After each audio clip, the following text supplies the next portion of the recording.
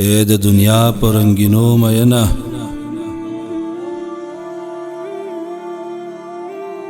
اے د دنیا پر رنگینو مینا او پتنګ دنګو محلو مینا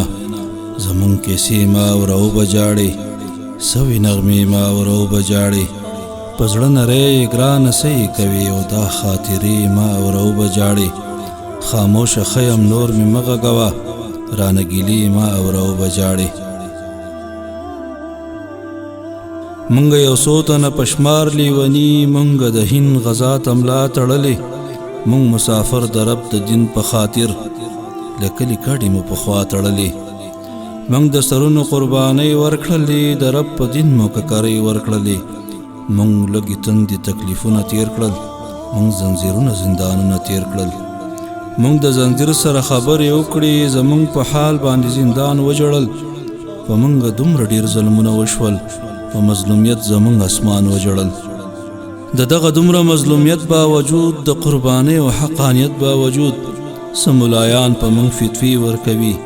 دوی ته حکومت ته غټاپی ورکوي منګ به د بل چا نه ګیله څه کوو په منګ فتوی چې مولایان ورکوي پټوي سترګې د الله په کتاب په 2 روپۍ باندې ایمان ورکوي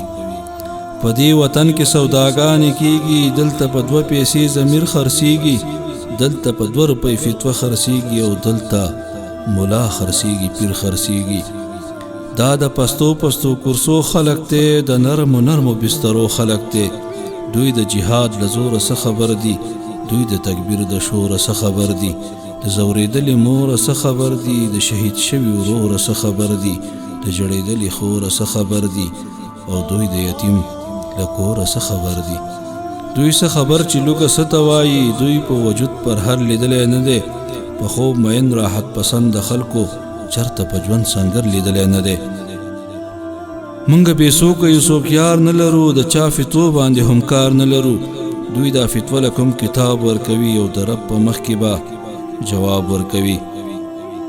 اے د دنیا پر رنگینو مینا او په دنګو محلو مینا زمون کیسې ما ورو بجاړي سوي نغمې ما ورو بجاړي پزړه نری ګران سي کوي دا خاطرې ما ورو بجاړي ته چې په تور شپه خوبونه کوي مونږ په تڼا کو خو سفر کوو ته په بستر رنگین خوبونه ګوري او مونږ د پر هر سره خبرې کوو چې تور شپه شي خاموشي خور شي مونږ د منزل په لور لار وهو اسمان د اوښکو کستور ډکوي رات سپګمې را ګوري لار وهو زمونږ ژوند لکه د ستورو په شان د شپې سفر کو روان یو مونږه چرنای شي مونږ هم پناشو د ورځې پټله دی جهان یو مونږه تاسو تسپو باندې خدای یادوي مونږ د ټوپک پشپېلې ذکر کوو تاسو محدود یې تر خپل ځانه پورې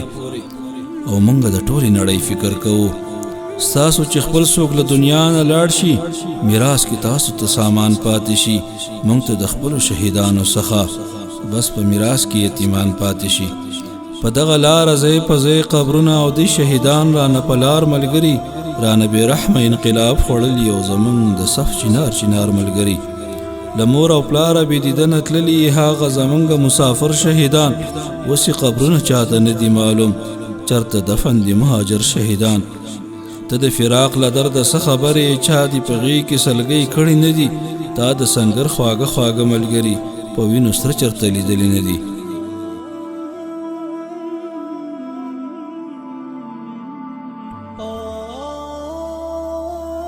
د ستړو لارو دغه ستړي کیسې نور د لیکلو نشته توان د هاشم په ټول جهان شرعي نظام راوالا او رب پوره کړه د ارمان د هاشم